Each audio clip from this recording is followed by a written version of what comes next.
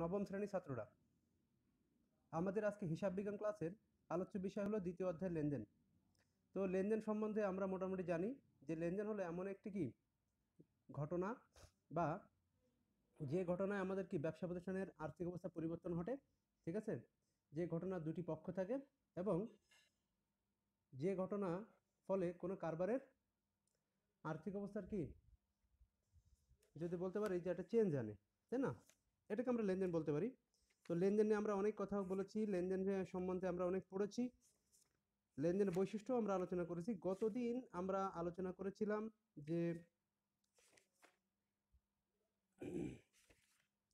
গতদিন আমি আলোচনা করেছিলাম তোমাদের সাথে, সেটা হলো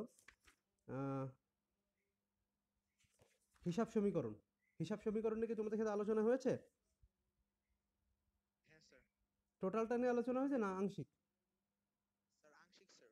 আচ্ছা, সেটা নিয়ে আজকে আমরা বিশদ যে কাজটা আজকে আমরা সেই কাজটা করব। মনে রাখবা আজকে ক্লাসটা তোমাদের জন্য খুবই খুবই খুবই গুরুত্বপূর্ণ ফর ইওর বেসিক। হ্যাঁ, মনে রাখবা যে বেসিক যদি ভালো হয় তাহলে আমরা প্রত্যেকটা কাজ অনেক ভালোভাবে করতে পারবো।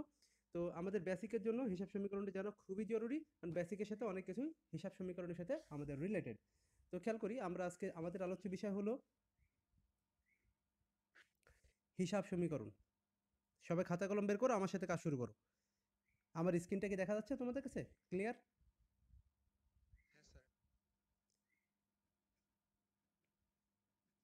হিসাব সমীকরণ, যেটাকে আমরা বলি অ্যাকাউন্টিং ইকুয়েশন, ঠিক আছে।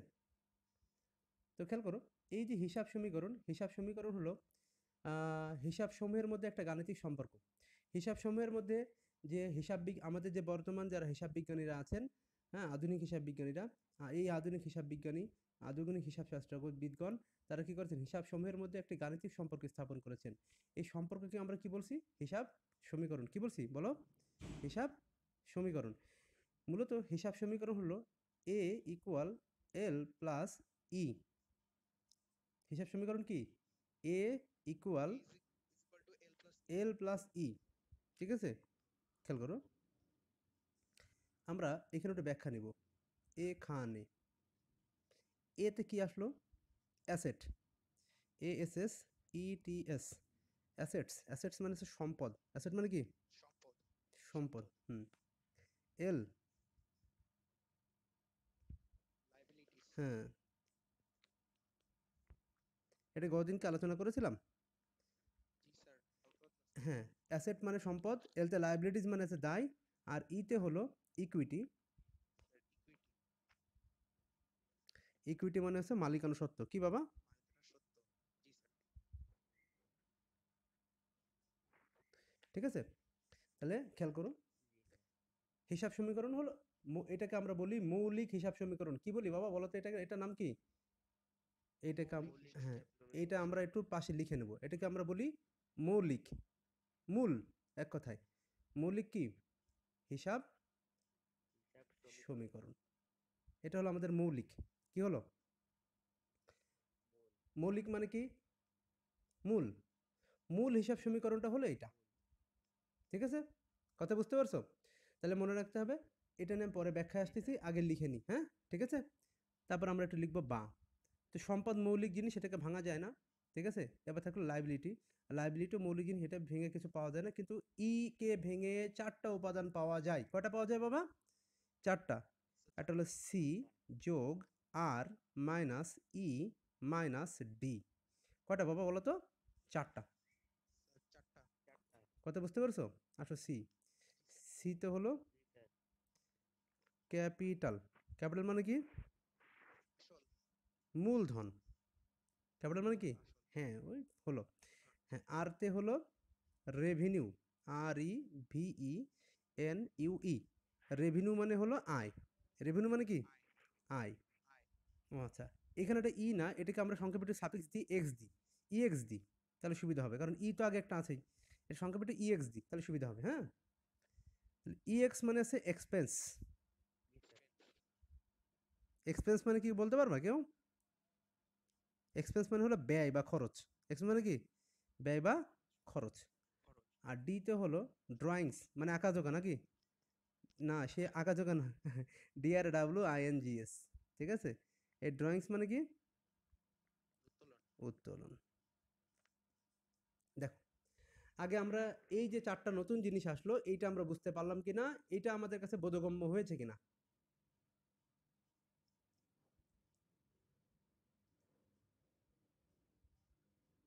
এটা কি আমরা বুঝতে পেরেছি? জি স্যার। সবাই সবার কাছে ক্লিয়ার তো এটা নাকি? জি স্যার। আচ্ছা, যদি সবার কাছে ক্লিয়ার হয় তারপরে অংশটা তোমরা কি আমার স্ক্রিনটা ক্লিয়ার দেখতে পাচ্ছ না ঝাপসা? হ্যাঁ স্যার, ঠিক আছে স্যার। কোনো সমস্যা নেই তো? না স্যার। ওকে, ঠিক আছে। আমার কাছে যেন কেমন মনে হচ্ছে যে আমি ভালো দেখতে পাচ্ছি না। এই জন্য তোমাদের বলতেছি। আচ্ছা, এটা কি বুঝতে পেরেছি? এই যে সি মানে কি? ক্যাপিটাল মানে মূলধন, আর তে রেভিনিউ মানে আয়, ইতে ইএক্স তে এক্সপেন্স মানে ব্যয়, আর ডি তে ড্রয়িংস মানে কি? উত্তোলন। এবার আসো বা। এ থাকলো, এল থাকলো, ঠিক আছে? এবার এটাকে ভেঙে এই যে 4টা উপাদান পেয়েছি, এটা আমরা কি করে ব্র্যাকেটে তুলে দেব? তাহলে কি থাকলো? সি প্লাস আর প্লাস ইএক্স প্লাস কি? ডি।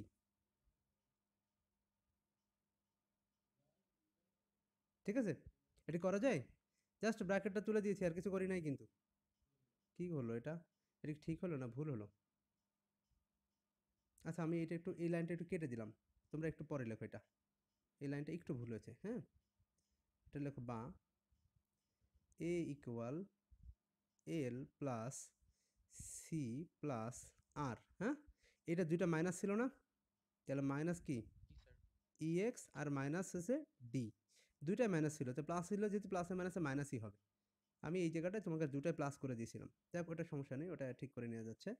বা দেখো, এবার এখানে থাকলো এ প্লাস, এই মাইনাস ছিল, মাইনাসটা আমরা এ পেশে নিয়ে চলে আসবো সমীকরণে আগে। EX plus D equal L plus C plus R. কথা বুঝাতে পারছি? A plus EX plus D equal কি? L plus C plus R. Okay, এই যে L, A plus EX plus D, ঠিক আছে?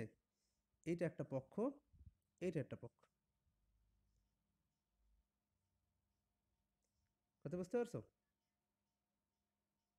আমরা কি এই পর্যন্ত আসতে পেরেছি স্যার? জি স্যার। সৌমিক, সৌমিক কি তুমি আমার কথা শুনতে পাচ্ছ? সৌমিক,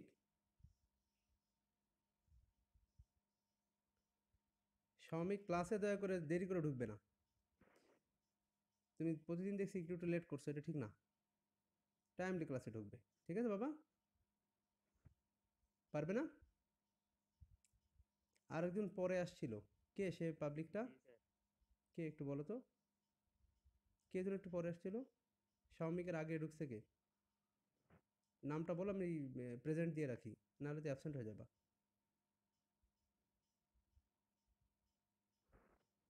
তাহলে নতুন কেউ ঢুকে নাই? ঢুকছে একজন, কিন্তু কে ঢুকছে এটা তো আমি খেয়াল করতে পারি নাই। খেয়াল করতে যাবো না। এই যে ইয়াসিন আহমেদ শাওন, ও ইয়াসিন আহমেদ শাওন, তো তোমার কথা শোনা যায় না তো। হ্যাঁ, তোমার তো সমস্যা একটু না। আচ্ছা, আমি লিখে নিচ্ছি ইয়াসিন। আচ্ছা, আমরা কাজ শুরু করি। তাহলে এইটা আমরা মোটামুটি লিখে ফেলেছি। দেখো তো, এটা বাদ, এটা বাদ, এটা হবে না, এটা ভুল হয়েছে। এবার খেয়াল করো, আমরা প্রথম লাইন থেকে খেয়াল করি, এই যে যেই জিনিসগুলো এখানে থাকলো মোটামুটি, বুঝছো? এই যে এইটা, এই যে এই জায়গাতে শুরু করে এইটা, 3টা লাইন, এই 3টা লাইনকে আমরা বলি বর্ধিত হিসাব সমীকরণ। কি বলি? বর্ধিত। বর্ধিত, বর্ধিত মানে বৃদ্ধিকৃত। বর্ধিত মানে কি? আচ্ছা, কাছাকাছি নিচ্ছি। এখন দেখা যায়?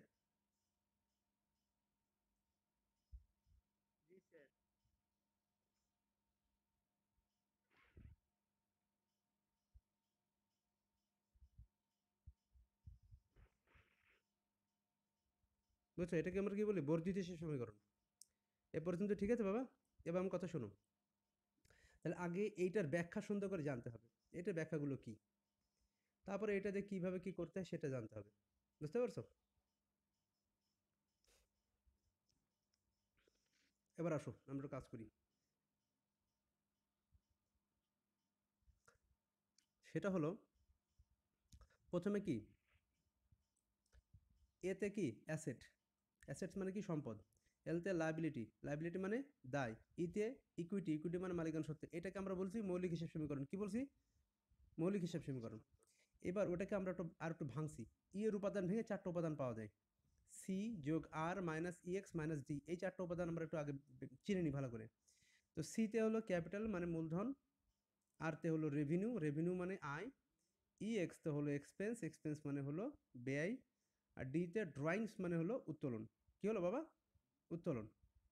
কোনো সমস্যা আছে এটা? না স্যার। আচ্ছা, এবার আমরা একটু একটু একটু জাস্ট ক্যালকুলেশন করি।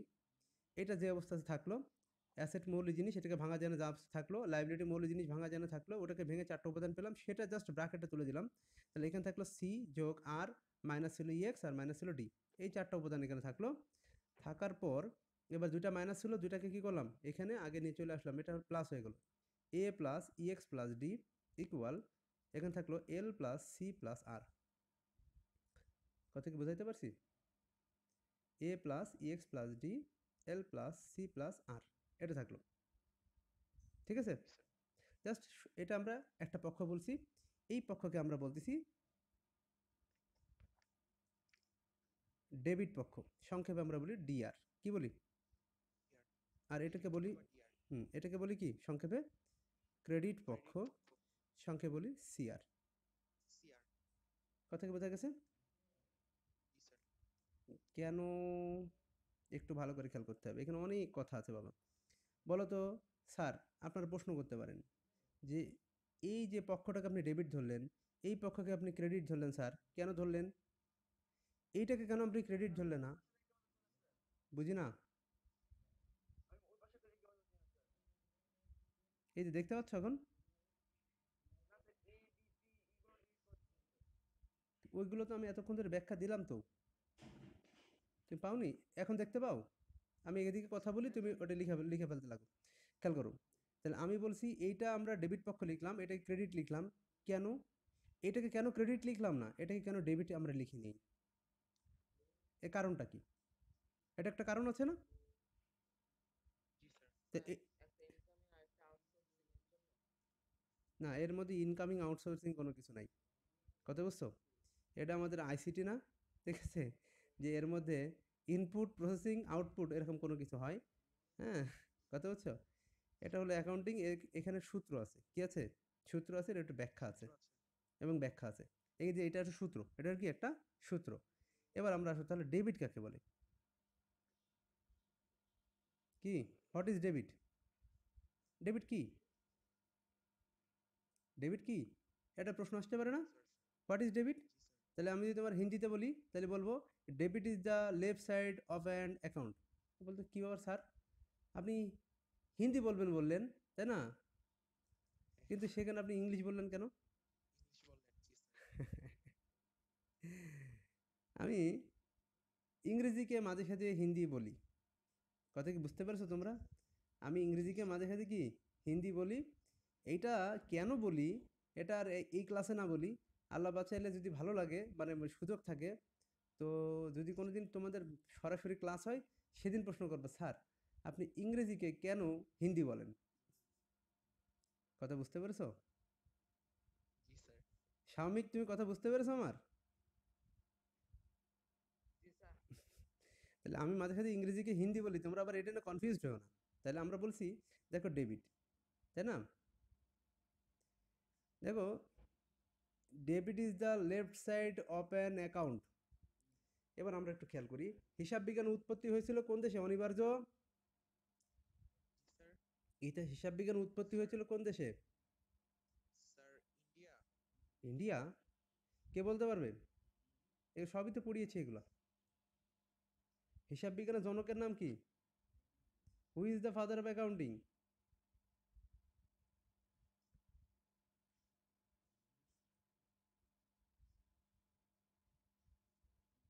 নেই, কারোর মনে নেই। স্যার আপনি ডেবিট ক্রেডিট নিয়ে সম্পর্কে ইন্ডিয়ার একটা কথা বলছিলেন যে লেনা দেনা স্যার লেনদেন। না না, এটা ওটা না, সম্পর্কে ওটা না। বলছিলেন যে হ্যাঁ, কে বলবে? নাম বলো। ইয়ামিন বলো। লুকা প্যাসিওলি ছিল হিসাব বিজ্ঞানের জনক। তিনি কোন দেশের নাগরিক ছিলেন? ইতালির। Very good. তাহলে এই যে লুকা প্যাসিওলি কি ফাদার অফ অ্যাকাউন্টিং, তিনি ছিলেন ইতালিয়ান পাবলিক। কিসের? ইতালিয়ান। তাহলে উনি যে ভাষায় অ্যাকাউন্টিং লিখেছেন সেটা কোন ভাষা ছিল? ফ্রেঞ্চ, জার্মান, নাকি হিন্দি, নাকি মান্দিরান? হিন্দি ছিল। কারণ উনি, না উনি ইটালির পাবলিক ছিলেন এবং ইতালি ভাষায় কি করেছেন? দুতরফা দাখিলা পদ্ধতির মূলনীতি ব্যাখ্যা করেছেন। মানে ওই যে বইটা লিখেছিলেন এটা কিসে, কোন ভাষায় লিখেছিলেন? ইতালিয়ান ভাষায়। কোন ভাষায় বলো বাবা? ইতালিয়ান। কথা ক্লিয়ার? এবার আসুন, ইতালিয়ান ভাষা অনুযায়ী, ইতালিয়ান শব্দ অনুযায়ী ডেবিট শব্দের অর্থ হলো বামপক্ষ। ডেবিট মানে কি? লেফট, বামপক্ষ, এই যে ওই যে বললাম লেফট সাইড, আর ক্রেডিট এটা মানে কি? ডানপক্ষ। ডান পক্ষ। তাহলে আমরা বলতেছিলাম যে debit is the left side of an account and credit is the right side of an account. কথা কি সবার কাছে ক্লিয়ার? হ্যাঁ স্যার। হিসাব বা খতিয়ানের বাম পক্ষকে ডেবিট বলে, ডান পক্ষকে কি বলে? ক্রেডিট বলে। ক্রেডিট। ঠিক আছে? আমি কথা বোঝাতে পারছি? এখন হিসাব কি খতিয়ান কি একটু একটু পরে আমরা জানতে পারবো। Okay sir. তাহলে আমরা কি এইটা মোটামুটি পেলাম? এটা কি পেয়েছি? এবার এইটা আজকে আমরা ব্যাখ্যা নিব। আগামী দিন তোমাদের কি লেখাবো সেটা আমি তোমাদেরকে আগামী দিন বলবো। ঠিক আছে? আজকে তোমাদেরকে যে কাজটা আমি দিব সেই কাজটা তোমরা খেয়াল করো। এখানে অনেকগুলো কথা আসছে, এই জিনিসগুলো প্রত্যেকটা আমাদের জানতে হবে। এই যে অ্যাসেট, অ্যাসেট মানে সম্পদ, সম্পদ কাকে বলে, এই ব্যাখ্যাগুলো আজকে সুন্দর করে আমাদের লিখতে হবে। আগামী দিন এইখান থেকে কি করে ডেবিট ক্রেডিটের সূত্র লিখতে হয়, জাবাদের সূত্র লিখতে হয়, সেই সূত্রটা তোমাদের লিখে দিব। দিয়ে আমরা হিসাব সমীকরণে কাজ শুরু করব। কথা কি বুঝতে পেরেছো? জি স্যার। তবে সব কিছুতে আমাদের হিসাব সমীকরণটা কাজে লাগবে। ওকে? তাহলে এবার আমরা একটু আসি এটার ব্যাখ্যায়। প্রথম কি? সম্পদ। প্রথম কি? সম্পদ। আচ্ছা, আমি এগুলো ব্যাখ্যা বলবো মুখে, তোমরা লিখবে। ঠিক আছে? প্রথমটা কি আসলো? সম্পদ। স্যার সম্পদ। হ্যাঁ, সম্পদ লেখো। লিখে এর ব্যাখ্যা লেখো। লেখো, কারবারের মালিকানাধীন, কারবারের মালিকানাধীন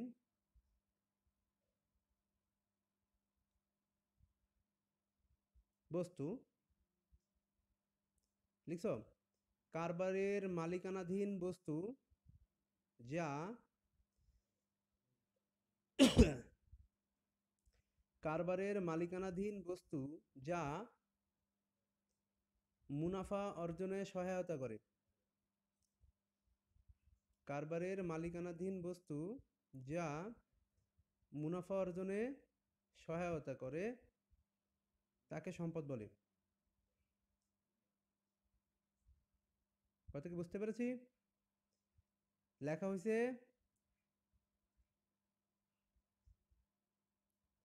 স্যার সবার কি লেখা হয়েছে? আবার বক, শোনো, মন দিয়ে শোনো। স্লোগানটা স্যার। জি স্যার। কারবারের মালিকানাধীন বস্তু যা মুনাফা অর্জনে সহায়তা করে তাকে সম্পদ বলে। কারবারের মালিকানাধীন বস্তু যা মুনাফা অর্জনে সহায়তা করে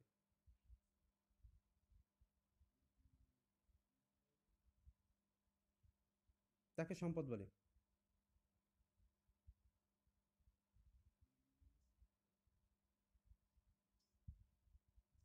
লেখা হয়েছে? জি স্যার। কারবারের মালিকানাধীন বস্তু যা মুনাফা অর্জনে সহায়তা করে তাকে কি বলে? সম্পদ বলে। সম্পদ। হুম,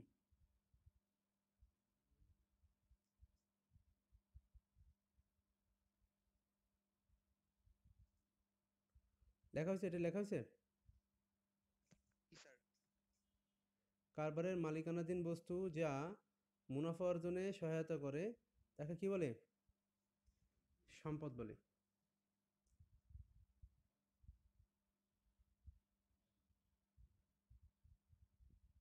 আচ্ছা, এটা কি লেখা শেষ হইলে আমরা পরেরটা আসি। এরপর আছে লায়াবিলিটি। লায়াবিলিটিস মানে দায়। দায়। লায়াবিলিটিস মানে কি, আগে দায়, এগুলো সব লিখো আগে। লেখার পরে তারপরে কি, এরপরে আমি ব্যাখ্যাতে বুঝাই দিচ্ছি। দায় লেখো, কারবারের সম্পদের উপর, লিখছো, কারবারের সম্পদের উপর মালিক বাদে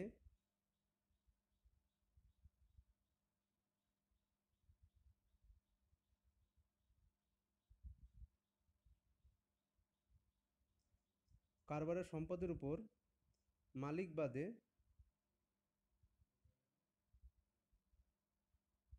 অন্য কোনো,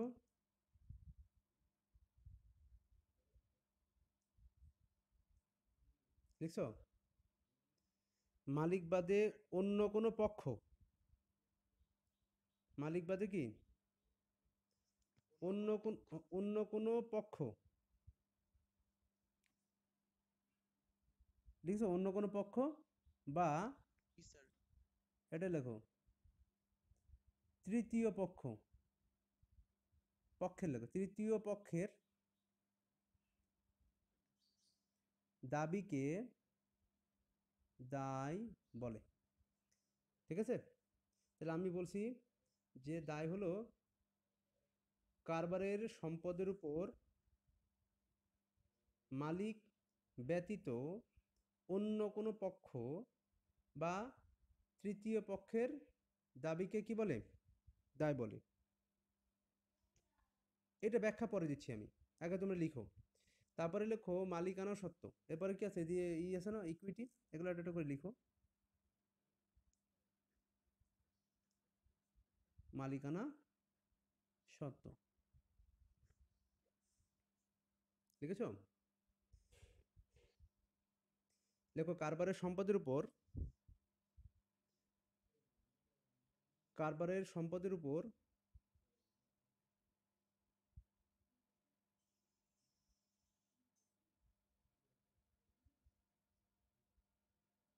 মালিকের দাবি, কারবারের সম্পদের উপর মালিকের দাবিকে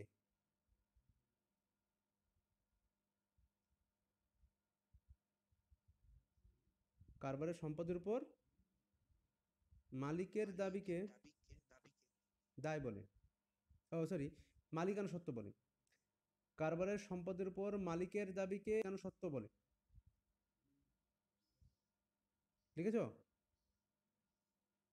জি স্যার। কারবারের সম্পদের উপর কি মালিকের দাবিকে মালিকানা সত্ত্ব বলে, এ পর্যন্ত লেখা হয়েছে। তারপরে এগুলো উদাহরণ জি দিয়ে, স্যার। এগুলো তো উদাহরণ দিয়ে বুঝাই দিচ্ছি একটু পরে। এবার সব ক্যাপিটাল, ক্যাপিটাল মানে মূলধন, লেখো ক্যাপিটাল মানে মূলধন, লেখো মূলধন, কি লিখবা, মালিকানা সত্ত্ব বলে। এবার লেখো কোনটা, এটা লেখো মূলধন, কোনটা লিখবা, মূলধন। ঠিক আছে, এখন মূলধন লিখছো। জি স্যার। আচ্ছা, মূলধনে যাই লেখো ব্যবসা শুরু করার সময়, ব্যবসায় শুরু করার সময় মালিক যে অর্থ বিনিয়োগ করে, ব্যবসা শুরু করার সময় বা ব্যবসা শুরুর সময় মালিক যে অর্থ বিনিয়োগ করে,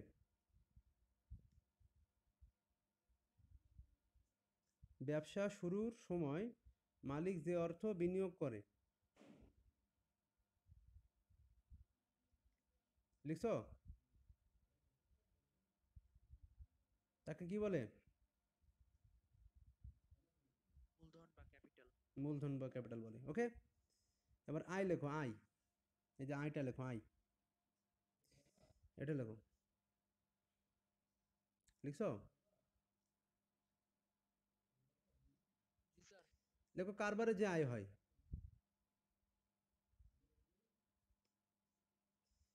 কি লিখবো, কারবারে যে আয় হয় সেটাকে আয় বলে, লিখেছো। তারপর লেখো ব্যয়, ব্যয় লিখেছো?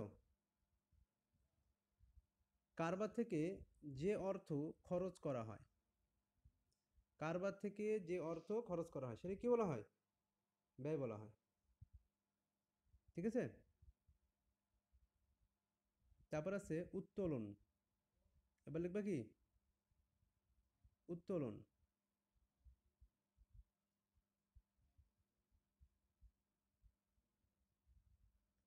লিখেছো? উত্তোলন লিখেছো? জি স্যার। আচ্ছা, ওটা লেখো মালিক তার মূলধনের যে অংশ ফেরত নেয়। মালিক তার মূলধনের যে অংশ ফেরত নেয়।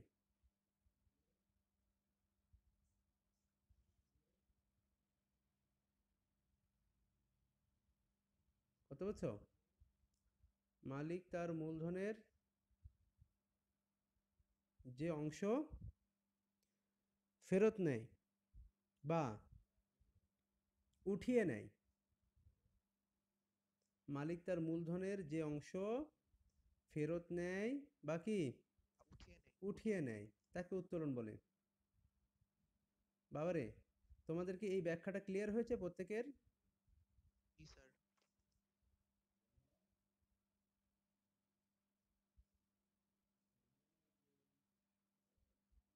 এই ব্যাখ্যাটা কি সবার হয়েছে?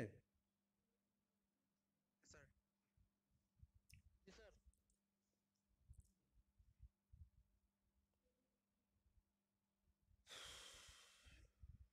এবার আসো, এটা কি শেষ হয়েছে কিনা?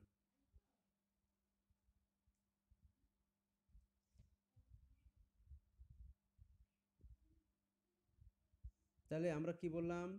ব্যয়টা কি, ওই উত্তোলন কি, মালিক কি তার মূলধনের যে অংশ ফেরত নেয়। এই টোটাল জিনিসগুলো লেখা হয়েছে কিনা, আমরা এই ব্যাখ্যাগুলো বুঝতে পেরেছি কিনা? জি স্যার। আচ্ছা, তাহলে আমি একটা একটা করে তোমাদেরকে জিজ্ঞেস করি, খেয়াল করো, দেখি তোমরা কি কি লিখছো। সম্পদ কাকে বলে বলো তো? সবাই একসাথে বলো। স্যার সম্পদ কারবারে মালিকাধীন মালিকানাধীন। মালিকা মালিকাধীন বস্তু যা মুনাফা মালিকানাধীন। অর্জনে সহায়তা করে। মালিকানাধীন। মালিকানাধীন হ্যাঁ, বস্তু মালিকানাধীন যা বস্তু মুনাফা মুনাফা অর্জনে সহায়তা অর্জনে করে। সহায়তা। সহায়তা করে। জি স্যার। যেমন আসবাবপত্র, যন্ত্রপাতি, মোটর গাড়ি, হ্যাঁ, দালান কোঠা, এই জিনিসগুলো কি আমাদের সম্পদ। এবার আসে দায়। যদি আমাদের এই সম্পত্তির উপরে বাইরের লোক কোনো টাকা পায়, এই সম্পত্তির উপরে বাইরের লোক কি কোনো দাবি করে, মালিক বাদে অন্য কোনো ব্যক্তি দাবি করে, এটাকে আমরা কি বলবো? দায় বলবো। দায়। আচ্ছা, ইকুইটি কি? মালিকানা সত্ত্ব। তো মালিকানা সত্য। সত্ত্বটা কি? মালিক কারবারের কাছে যে অর্থটা পাবে এটাকে আমরা বলি কি? মালিকানা সত্ত্ব। মালিক কারবারের কারবার উপর মালিকের যে দাবি। দাবি, হ্যাঁ, এটাকে আমরা বলি মালিকানা সত্ত্ব। মূলধন কাকে বলে? শুরুতে ব্যবসা আরম্ভ করার সময় মালিক যে অর্থ বিনিয়োগ করে, এটা কি আমাদের মূলধন বা মূলধন ক্যাপিটাল। বা ক্যাপিটাল। আয়টা কি? ওখান থেকে যে আয়টা হবে সেটা আয়। যদি কোনো খরচ হয়ে যায় সেটাকে আমরা বলবো ব্যয়। আর মালিক যদি কোনো তার মূলধনের টাকা ফেরত নিয়ে নেয় এটাকে আমরা বলবো কি? উত্তোলন। উত্তোলন। কথা ক্লিয়ার সব কিছু? জি স্যার। একদম। আচ্ছা। আচ্ছা, ভেরি গুড। এবার আমরা একটু এখানে একটু ব্যাখ্যায় আসবো। এইটাকে আমরা টাকার অ্যামাউন্টে রূপান্তর করব। ঠিক আছে? তারপরে আমি তোমাদেরকে বলছি, খেয়াল করো। ধরো আমাদের ১,০০,০০০ টাকা একটা কারবার গঠিত হইছে মোট ১,০০,০০০ টাকা। কয় টাকা দিয়ে? এর মধ্যে ৩০,০০০ টাকা মালিক ঋণ করে আনছে। কয় টাকা আনছে? আর ব্যক্তিগত টাকা বিনিয়োগ করেছে ৭০,০০০। ৭০,০০০। কথা কি ক্লিয়ার? জি স্যার। আচ্ছা, তোমাদেরকে একটা কথা বলেছিলাম মনে আছে? যে আমরা যখন কোনো অঙ্ক করব নিজেকে কি মনে করব? আর কারবার। কারবার মনে করব। Very good. তাহলে আমরা নিজেকে মনে করব কারবার। তাহলে এই কারবারের মোট সম্পত্তি ১,০০,০০০ টাকা।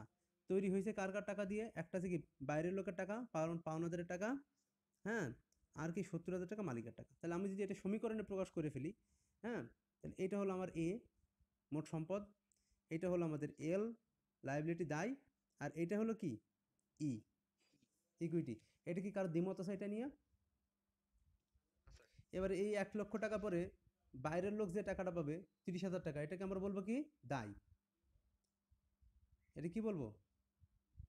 দায়। এটাকে আমরা বলি লায়াবিলিটি, আউটসাইড লায়াবিলিটি, হ্যাঁ? বা এক্সটার্নাল লায়াবিলিটি, এগুলো বলি আমরা বহির্দায়। কি বলি বলো? বহির্দায়। এই দায়টা ভালো দায় না, এটা খারাপ দায়। এটা যত বেশি বেশি হয়ে যাবে কারবার তত বেশি রিস্কে পড়ে যাবে। কথা কি ক্লিয়ার বাবা? জি স্যার। এই দায়টা যত বেশি হয়ে যাবে তত কি কারবার তত বেশি রিস্কে পড়ে যাবে। রিস্কে চলে যাবে। ঠিক আছে? ঝুঁকি বেশি বেড়ে যাবে। আর এইটা হলো মালিকানা সত্ত্ব। মালিকানা সত্ত্ব কি? এই ১,০০,০০০ টাকার মধ্যে মালিক যে অংশটা পাবে সেটা কি? মালিকের টাকা, ৭০,০০০ টাকা। এটাও কিন্তু একটা দায়। কারণ দেখো খেয়াল করো, আমরা একটা নিয়ম জানি না? যদি আমাদের কাছে কোনো কেউ টাকা পায় সেটা আমাদের দায়। আমরা যদি কারো কাছে টাকা পাই সেটা আমাদের কি? সম্পদ। কথা ক্লিয়ার? না ক্লিয়ার হয়নি? জি স্যার। এখন আমরা কারবার, আমাদের মোট ১,০০,০০০ টাকা আছে। এখন ব্যাপার হচ্ছে কি, কারবার তো নিজে, নিজে গঠিত হতে পারে না, পারে? কেউ না কেউ গঠন করে, সেটা হচ্ছে মালিক। তাহলে মালিক টাকা দিয়েছে ৭০,০০০, এটাকে এই আমরা বলছি আমরা কারবার মালিকের কাছে ৭০,০০০ টাকা দায়গ্রস্ত আছি। বুঝতে পারছো? ওটাকে আমরা বলি ইকুইটি। ওটা একটা ভালো দায়। ওটা কি দায়? ভালো দায়। ওটাকে আমরা বলি ইন্টারনাল লায়াবিলিটি। কি বলি? ইন্টারনাল লায়াবিলিটি বা ওনার সিকিউরিটি, অভ্যন্তরীণ দায়, অন্তর্দায়। এটার নাম কি? অন্তর্দায়। এটা ভালো দায়। এটা যত বেশি বাড়বে কোনো সমস্যা নাই। আর কিন্তু এটা হচ্ছে এক্সটার্নাল লায়াবিলিটি, আউটসাইড লায়াবিলিটি। এইটা হলো কি? খারাপ দায়। এটা যত বেশি বেড়ে যাবে প্রতিষ্ঠান তত বেশি রিস্কে পড়ে যাবে। এবার বলো কেন? খেয়াল করো, এই ৩০,০০০ টাকা কারবার পায়। যদি কোনো কারণে বাইরের লোক কারবারের কাছে পায়, যদি কোনো কারণে সে টাকা দিতে না পারে, তাহলে এই ৩০,০০০ টাকার জন্য কি করবে? এই কারবারের উপর মামলা করে দিবে। অথবা কি করবে? কারবারের তোমার হচ্ছে কি করবে? সম্পদের পরে যেকোনোভাবে কি তারা আঘাত করবে। করবে না? কয় টাকা পাওয়ার জন্য? ৩০,০০০, তারা ১,০০,০০০ টাকার সম্পদ নষ্ট করে তারা কি টাকা নিয়ে যাবে? কোনো কথা নাই। আছে? কারবার বেঁচে থাকলো, মরে গেল, নাকি সুবিধা অসুবিধা ওরা কি দেখবে? দেখবে না। কিন্তু মালিক পায় কয় টাকা? ৭০,০০০ টাকা। হ্যাঁ? কি ৭০,০০০ টাকার জন্য কারবার কি মেরে ফেলবে? বলো? নাকি মামলা করে দিবে যে বেটা আমি টাকা পাই, আমার টাকা দাও? কারবারকে বলবে? কখনোই বলবে না। কারণ কি? ব্যবসাটা তো মালিকের। এজন্য কারবারও কি করে?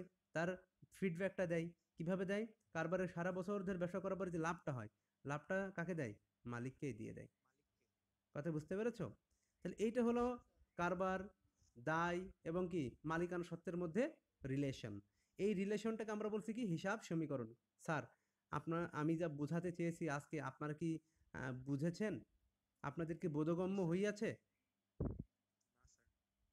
আমি বলছি আপনাদের বোধগম্য হয়নি? আপনারা বুঝতে পারেন নাই? জি স্যার, বুঝতে পেরেছি স্যার। আমি তো তাই বললাম, আপনাদের বোধগম্য হইয়াছে? সাধু ভাষায় বললাম। হইয়াছে স্যার, হইয়াছে স্যার। আচ্ছা, তো ঠিক আছে, এইটাই ছিল আজকে আমাদের আলোচনা। সবাই সুন্দর করে তোমাদের এই যে হিসাব সমীকরণটা আমাকে খাতায় দেখাবে লিখে। আগামী দিন ২ বার লিখে দেখাবে, এবং এই যে সম্পদ, দায়, মালিকানা সত্ত্ব, আয়, ব্যয়, উত্তোলন, এই জিনিসগুলোর সংজ্ঞা, ব্যাখ্যা আমি আমাদের আগামী দিন তোমাদেরকে আমি ধরবো। সুন্দর করে সবাই পড়বে। ঠিক আছে? কথা কি বুঝতে পেরেছি? আচ্ছা, এবার দেখি যে আমার তো ক্লাস শেষ। কে, কে আছে ক্লাসে একটু দেখে নিই। আ প্রিভিয়াস পেজটা পেতে পারি? হ্যাঁ, অবশ্যই পেতে পারো। তুমি কি দেখতে পাচ্ছ? আমার ক্যামেরা রানিং দেখতে পাচ্ছ? হ্যাঁ স্যার। এখন দেখা যাচ্ছে? প্রিভিয়াস পেজ দেখো তো। হ্যাঁ স্যার।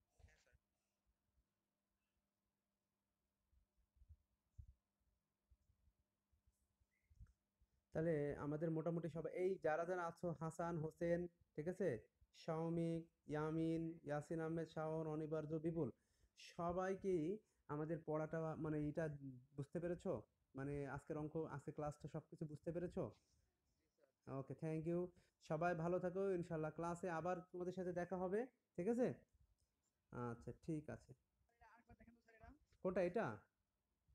হ্যাঁ স্যার, একটু সম্পূর্ণটা দেখেন। এই যে সম্পূর্ণটা স্ক্রিনশট দিবা? দাও। বিপুল হ্যাঁ স্যার। হ্যাঁ, লেখছো নাকি শুধু স্ক্রিনশট দিচ্ছ?